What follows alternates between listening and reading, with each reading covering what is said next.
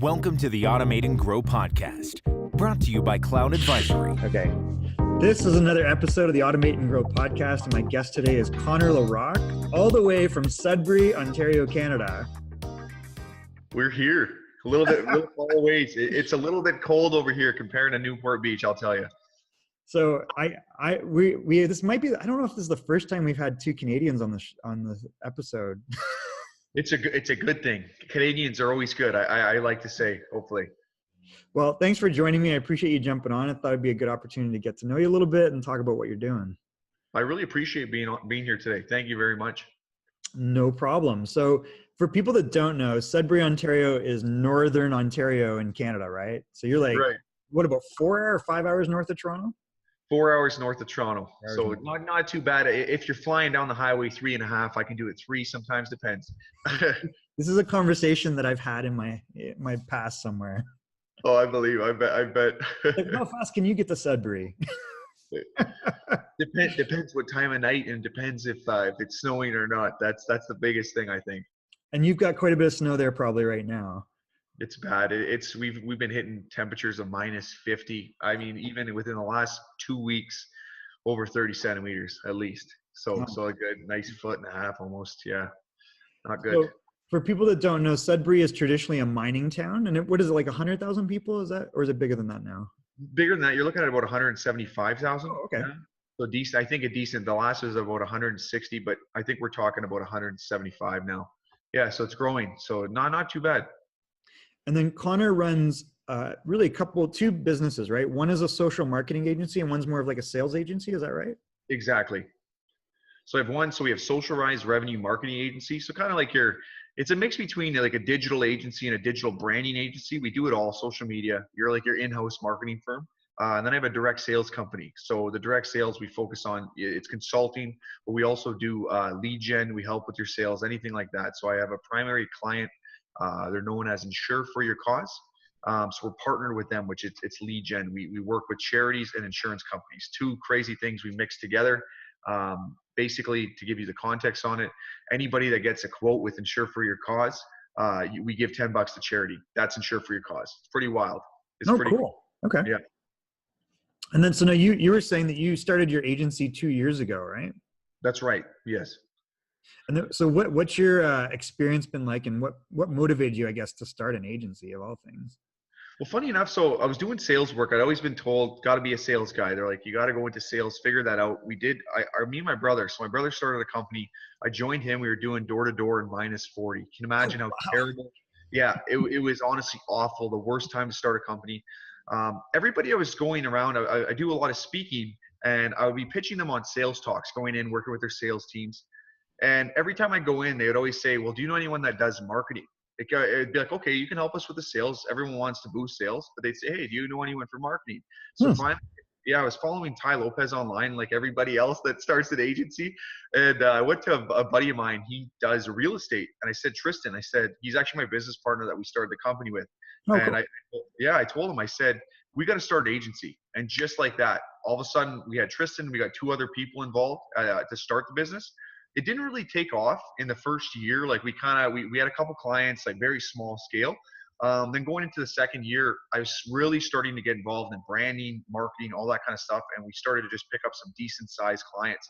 And that's when it took off. Going into the second year I became the CEO. It wasn't just a co-founder thing. Tristan kind of stepped down, did his own thing. The other 2 people we started with left. I bring in actually another partner who's my marketing director now, named Kaya. And she's like the Canadian guru, I call for marketing. Wow. Yeah, she not literally, but she builds the blueprints and does a really exceptional job. So it's nice to have her on the team.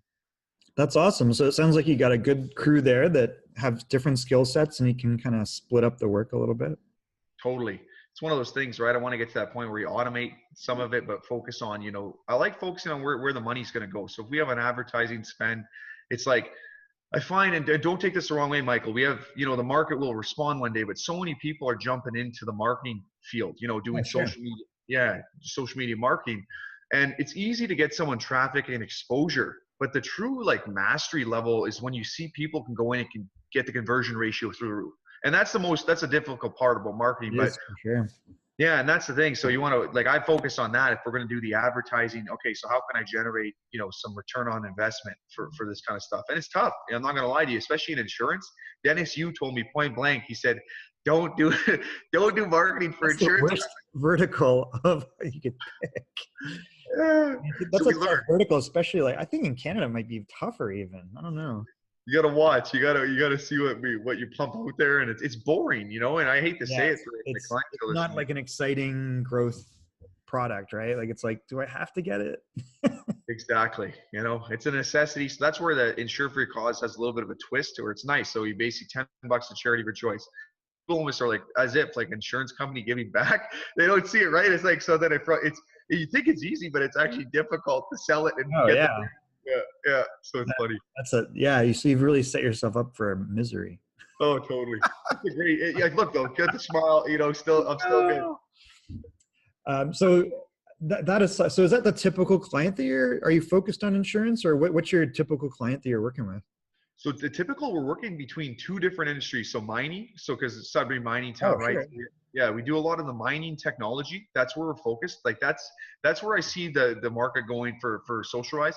But then we also do the insurance. Like I just have a really good client there. I will take on small firms or small brokerages if they need like a little bit of help. I'll show them. We have the blueprint for it.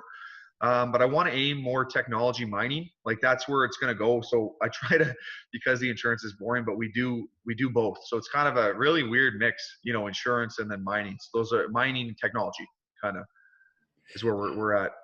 So what it sounds like you kind of had an initial toe dip into the agency world. You tried to figure out what your internal structure was and who your customer was. Like, where are you guys at now, and what's your game plan going forward? So where we're at now, so we've made it to a national scale. So with our clients, like a lot of them, they focus on a national scale. So one of them is a big mining client. Where we're focused now, like what I want to do is I want to branch out even more. I want to have a good hit list of mining and technology clients to basically be almost like a dominant leader. So to say, so if I go and approach a company, it's like we have the blueprint. Like it's like we have it all laid out on this is your customized blueprint, similar to what Joe Soto would say for that, and then kind of grow it from there. Like that I want to, as much as it's an industry. People are like, oh, mining's kind of boring, but in Sudbury, and it's a huge industry. I've For been to sure, yeah. yeah, I'd like to be able to help people in that regard to scale it out for the agency. But the actual focus and the end game with it, I haven't hashed out a complete plan because now you're looking in where companies want to go direct, they want to go online. And that's another avenue I want to add into the agency is like taking companies. I love this. I'm not going to lie. I like to sell, and I'd like to be able to sell even more online and say, here, let's take your business and upsell them and say, here you go. Let's bring some of your products online. We already do the advertising. So why not incorporate the e-commerce side of it? It's Oh, so big. okay. So Yeah, you would do like are you saying that you would build like their e-commerce presence and then help drive traffic to it, or? exactly. So we get them set up online. Like we'd show them how to do the e-commerce. So take, let's say like a mining product, a surveying machine, put it Yep. online. And then do the marketing and the e-commerce side of it. So build a Shopify store, get them on Amazon, put them into the right markets. That kind of stuff is I want to get more technical with it right now instead of not the basic stuff, but I want to get more involved into that and become a real expert of doing that. I see like the trend where it's going, like everyone's in the agency space, but I see the e-commerce is just going to explode. And then even Gary Vee says it, you watch the shift in the market. That's where I see myself and the firm going is that we'll do the social media, we'll blow it up, like Jeremy Haynes says, be the rain man in your city. Everybody knows you. But I want to focus on that, like really the selling piece, because that's the biggest thing. You go into any company, it's like, okay, here's the exposure, but where's the money? If you're Yeah. gonna, yeah, that's what I want to become known as in that realm in Canada. I love it. That's cool. So what do you, like, who's kind of like your influence? Like, what made you think, cause you went to, I know you went to university, you went for like law, I think you said, and something Yeah. else, right? Yeah. Oh, law and communications. Communication, which communication ties in obviously to an agency type business. That makes a lot of sense. But Right. did you ever work for anybody else after that, or? Funny enough, so if the original plan was supposed to be law school, and I was going to go work for a law firm if I went to law school, but I worked for the bank. So I worked for TD Oh, okay. Bank. Yeah. Yeah, great company culture. But through that, then I went into the sales side. So in terms of influence, we're talking about who kind of influenced me at the time. I've always been over the last 7-8 years, the personal development industry. So I've really been invested in that with like, your Bob Proctor, your Tony Robbins figures. And then as I kind of got more well versed in it, then Gary Vaynerchuk, as much as, he's just hammering the same points, it's good. I really liked his approach to it. I liked what he was doing. And then I obviously started to see the, just here in my garage, everyone's seen that, Yeah, here in my garage, I saw him, and then so Ty Lopez. Those are your main figures I really liked watching. Ty was the reason I started the firm. It was the direct reason, not with the sales work, but the reason I went into the marketing firm was I just saw it. I was like, there was lots of money to be made, and it was a way to become somewhat of an authority for older people. That's always been the problem I've had. I'm only 25 years old, and you're going in and you're pitching sales stuff, and you're the expert, right? And you get these old some people have some egos, right? They're older. What the hell can you teach me? And then I'd go in and it's like, well, hell, freaking, I'll set up your account, we'll make some money with your marketing. And then they're like, what the hell? This guy's good, Well, it's interesting because I see people sometimes they say, oh, I got these sudden, these 25-year-old experts, and they'll slam them online. And my response to that is always, I go, well, sometimes you need someone with new ideas that knows what the new technology is and what's actually working. I go, so have you actually talked to them? Right. And I think that's the big mistake. Even people that are in that space where, I don't necessarily think that the value I bring is the fact of what I did 20 years ago. Because what I did 20 years ago, maybe it helps influence how I'm delivering things today, as someone that's, older than you. But, you still look good. You look young. No. Thanks, yeah. Well, I'll tell you, my daughter's 20. Oh, wow. Yeah. So like, you could be my kid. Yeah. Maybe I am. Son I never had. So I think my point to them is typically like, well, if they're saying they're an expert, ask, listen to what they're saying and decide. Don't just assume because they're younger that they're not an expert, because some of the people that have no barriers to success are the younger guys. And if I see a young guy that's doing something, maybe he's positioning himself as an expert for a reason. Right. If he ends up being empty and he's not bringing anything to the table, then evaluate that, right? But, I almost want something that's hungry and wants to get results and maybe has success. And sometimes that's, you're not encumbered by old ideas. Right. And that's kind of my point. I think that it's silly to hate the young ones just because they're putting that out there, right? They know what gets attention, and the reality is that people are going to buy from you because you have that expertise. And you don't need 20 years to become an expert in something that's only been around for 5. That's exactly it. I think you actually make a great point, and it's one of the biggest things. I think it all comes down at the end of the day is like, that the older generation, it's just, we all have egos. It's the ego. It's like, I had to work 20 years to do this. And then now it's like, we have this thing right here. And that's the game changer. 15-year-old kid making millions. Like you have that, it's that fast. Before they didn't have access to that. I always ask my father, I say to him, and my dad's an executive type CEO, and he's done very well for himself. But I always say to him, I say, you laugh at our generation sometimes and think, oh, these different opinions. But I'm like, what would you do if you grew up in this generation with the cell phone? Like, would you be the same? It's like, and don't take this the wrong way for the audience out there. But I always say it, they're like, well, your generation's stupid. They were eating Tide Pods and all this. I said, yeah, but there's generations before us that, women wouldn't be able to work. They weren't able to allow. Thought that was the norm. Like, what the hell? Like, that's the norm. Like that. It's yeah. Well, I always laugh at that because they're like, yeah, I see other people like say, don't be another person that starts a YouTube channel, and I'm like, why not? I go, if you can do that, because have you tried it? It ain't that easy, right? Right. It's not easy to grow a huge audience and then, have enough traffic and audience and subscribers to split revenue with YouTube. Oh, no, you're right. $5,000 a month being an Instagram, influencer, right? 10 grand, whatever that number is. I have respect for you. And totally. People can criticize those things, and I'm like, have you seen that one? There's a video that goes around where it's like a millennial job interview. Oh, the girl, yeah, the young girl and like the older, yeah, I've seen that one. And he's like, well, what about PowerPoint and all this? She names off these things like, well, what about PowerPoint and Facebook? And she's like, that's for old people. Yeah. And my response to that has always been, she's correct. I Some mean, ways, yeah. I think there's actually a lot of value and power in Facebook that people don't get. And that audience to me is huge. Obviously, it's like, it's 2 billion people for a reason. And by the way, it powers Instagram. Right. So when I hear people like shoot down what they call millennials, first of all, you don't even know what the hell that means. Right. Second of all, they're the way they are for a reason. Totally. Like they're understanding the real world and you're understanding the dinosaur world. Exactly. Yeah. And it's like you don't want to move with the times. The biggest thing too, I love your point on that, is that it's like, again, it comes back to just general mentality besides cell phones and everything. It's like people knock off Facebook advertising doesn't work. And I'm like, how many ads you ever run in your life? None. Yeah, Like, none. okay, well, there you go. What are you going to, you're going to do the radio? It's like, okay, so I'll give you a joke. And this is funny. And I always call this out. I haven't done a video on it yet. I do it on my story on Instagram. So in Sudbury, we have those big signs that light up and they're interchanging, right? They have like different advertisements on them. There's like in front of like a big busy spot in Sudbury. The ad says 27,000 views in a month, impressions. I'm like, I can do that in a day like that for peanuts, probably for less. And I said, Right. I'll actually hurt, you know? And then people are like, oh, the old school guys see that. And I'm like, here, let me show you an ad. I'll pay for it, for crying out loud.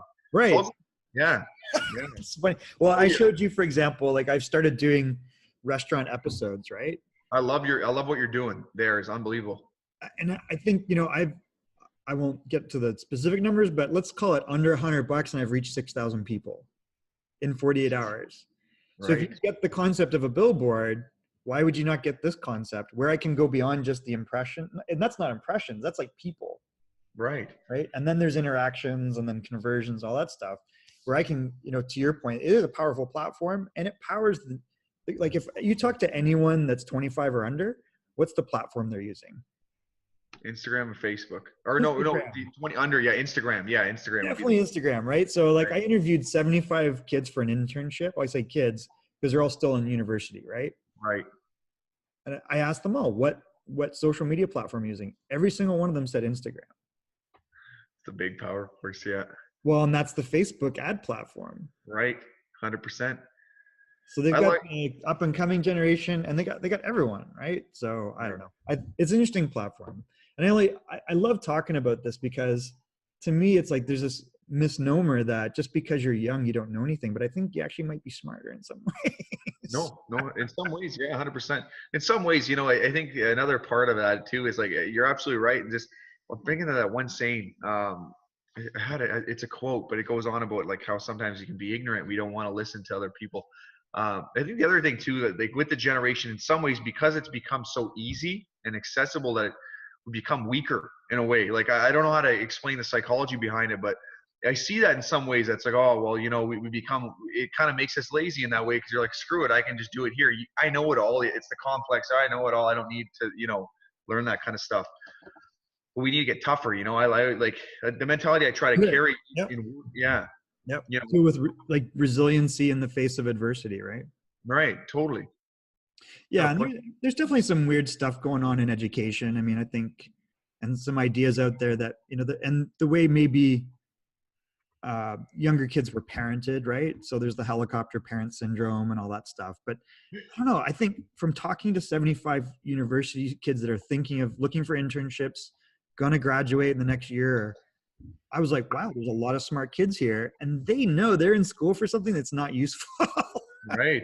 Because they all say like the one was killing me because they were like, yeah, we did a case study on doing an Instagram campaign. Oh my God. In their university class, right? And I'm like, did you actually set up a campaign? No, we didn't do that. And I go, what do you think of it? They go, it's ridiculous. They know, they're not stupid, right? Right. They know that these, they should be hands-on doing this stuff.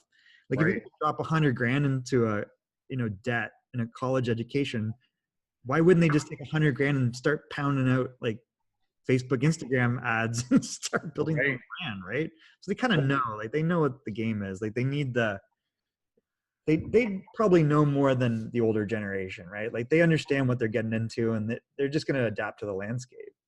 Totally. I think that's the really good point too, is that the other thing that's probably so hard that's a hard pill for the older generation to swallow is that the power force is shifting. You have kids like young 20, 21-year-old kids making hundreds of thousands of dollars, or even 100,000. It's like you've worked so long to get to that level, and it's like you become cocky in a way sometimes. Oh yeah, or some people are humble about it, but it just shows. It's like, holy crap, my kid's sitting here with his cell phone and he's making a crap ton of money and influencing people. Whereas, I mean, at my job, it's a really interesting thought when you get deep into it. I think about that sometimes. And then the idea you're sold by the majority, and then you're like, screw that. Like I see these people that I like to be like. I had a mentor of mine, Mark Locke, he lives in Newport as well, and he said, he's like, he was growing up, I don't want to be like those teachers. He's like, I didn't like the way they were, like some of them. Like some teachers are great, don't get me wrong, but he's like, I don't want to be a teacher like making this amount of money and just kind of, winging it by. He's like, I want to be like that guy, like the multimillionaire, John Assaroff type figure. And that's what he did. And that's the thing. So like, I think students, we have to have a program set in place in high school before they transition into university and put themselves in debt. They need that clarity piece. It's like, okay, go in. If you want to be a lawyer, easiest thing, like Ty would say, go into a law firm, go sit there, for a week and just see what the hell it's like. You want to sit there bleeding your eyes out, reading case law, it's just boring. Sure. Yeah. Sorry if I went on a tangent there. No, you're not. You're totally bang on. Like, I think you're right, which is, this goes to the education piece. I'm like, okay, fine. You went through 4 years of high school to prepare for 4 years in university, and we all went through that. Okay, but I think then you go, well, would I have been better to go to 4 years of university, or would I be better to have started 4 businesses in 4 years? Right. Or would I have been better to do 4 internships in 4 years? And those aren't necessarily mutually exclusive. Like you could do both. I mean, I do, a lot of that. So, but I think we're not giving people those ideas, right? And I think that's what needs to get out to the younger generation, because they're going to come out understanding the environment better, understanding the tools better, and they're going to deliver value in the real marketplace. And then the marketplace can decide. There'll always be prejudices and assumptions, but you can overcome those by learning how to sell and communicate, right? And your example of that, it's like, who cares? Like, what am I going to start working when I'm 30? Right. No, 100%. I start my business when I'm 40. Like, when do you want to give me permission to do it? Well, that's the craziest thing, Mike, is that I look at it too, and I sometimes sit back and it actually pisses me off, where I sit back and good thing I had a different strategy going in. Again, I make the joke that, everyone was paying to go to school, but they were paying attention to their phone. Right. And it's like, I always look at it. Imagine just being that student that you're sold this belief. You're like, this is the way. This is what daddy and mommy say you got to do. You do your 4 years, you get good marks, good grades, good groups, everything you're involved in. And all of a sudden you don't get that job. And you're like, what the hell? Like that was what I was told would work. Like this, and you're sitting in a pool of students. There's like, let's say 100 jobs and there's 100,000 students fighting for it, or whatever it is. Well, that's the other thing, right? Like you're vying for it. And then when you get in, you realize I'm in this structure I don't have control over. Yeah. And are my ideas really valued? No, I'm very much a factor of production. I'm in a little silo and I'm given this job description, right? And I'm being evaluated so that I can move the needle forward on a larger entity that I don't own necessarily. Right. Now, there's benefits to that. Like if you get into that and you excel, I mean, you can definitely, you make consistent money, you can make a lot of money, you can get stock and all those things. So I don't begrudge any of that. However, that's not the only path. Exactly. Yeah. It's like, where do your values align, right, at the end of the day? And I was like, frick, I didn't want to be in that system. Like, and again, I always use the law example because it was in my life. Like that's where I was supposed to go. And I met some of these lawyers, some of them were super cool, but I was like, is this my life? I'm going to walk out in front of a judge every day and be, who the hell knows? I was like, or can I be doing marketing and sales? And the worst case scenario is I go risk it for a couple of years, I blow it, and then I go back to law school, become a lawyer. Cause that's, it's like, always go back to that. Yeah. You like, screw it while I'm young. I got the energy and the connection base. Like that's the biggest secret no one gets. Like, I don't get it. Just start like us right here. We're on this call right now. Just start connecting with people, set up calls. Those people know freaking important people as well. So build a relationship, and then that's it. And just keep working the funnel. So today, example, just to relate to the audience, to give some value. I connected with someone online on Facebook. Her name was Jocelyn Duffy. She works with the Navy SEALs. Okay. So we connected. We set up a call. Next thing you know, I'm on the call. I'm like, I want to interview you. Come on the show. And then next thing you know, she writes for Psychology Today. She's like, I want to have you. Let's write. Just like that. Like, it's an article, And then she's like, I'll connect you with this guy that's a Navy SEAL. I'm like, I'll connect you with this guy that's a CEO. Bang. And that's it. That's the process. That cost me nothing. a little bit of time and a great relationship we're going to build, you know, like even love this it. right here. And You it's know, more exciting, right? Like it definitely, I think it gives you energy and propels you towards something more energizing, right? So I think I think that people need to make sure that their kids have an idea that there's another path, and then understand the tools to get there. And it can be a more fulfilling and more, more fulfilling, like personally, but also even financially, and it's not right. always easy. Like, you can hit a ceiling too, but I think that's why I like listening to Gary Vaynerchuk and that topic, which is because he'll point out, it's like, well, if you're making 100 grand over here doing something you don't like and 70 grand doing something you do like, you're probably okay with the 70. Right. Absolutely. Like, Yeah. I got to give you kudos. It was probably hard. Like, I can imagine being a parent in the 21st century. Like, for you, it must be hard. Like, it's like you're so many different things. We're so exposed, right? And that's the thing. It's like, everyone wants the money, no matter what they say they don't. It's like, oh, money doesn't matter. It's like, well, money's going to buy you some time and freedom. Like, that's what you want, that thing over there. You need Yeah. money. It's like, yeah, it's not the end all means. Like, you got to make the money matter.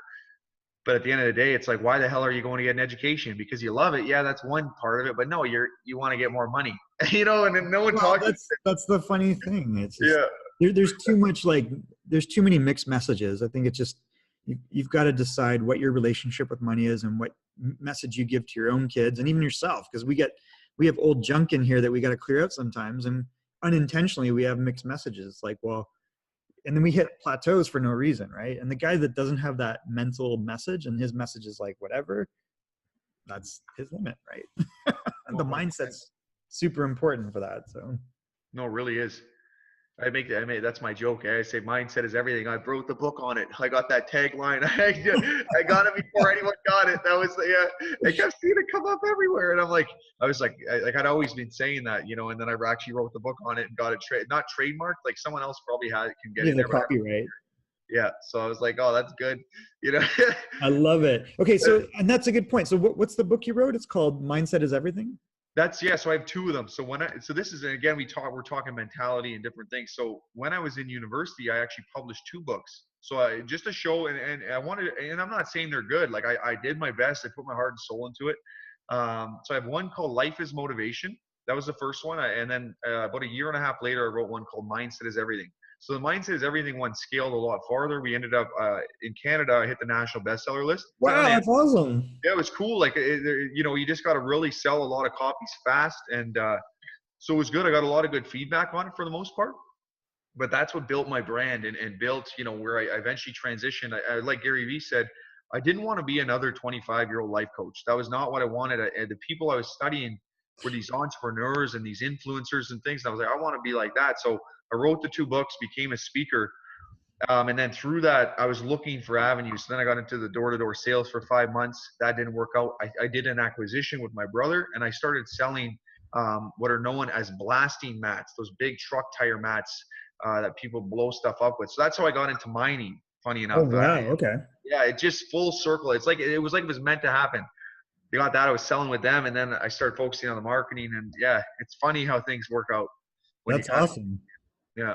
And so people can get those books on Amazon, or where are they? Yep. So right on Amazon, just type in, Life is Motivation or Mindset is Everything, Connor LaRocque, both Amazon. So .ca and .com. They're pretty widespread online. So I love it. That's great. yeah, I'll send you one. No problem. Yeah, super. Likewise. The podcast is obviously named after a book, which is Automate and Grow, but Right. I like that. I've actually been thinking of changing the podcast name though to just the Daily Growth Podcast, because I have the Daily Growth Show, which is the 1 minute show, and the podcast could be the long form.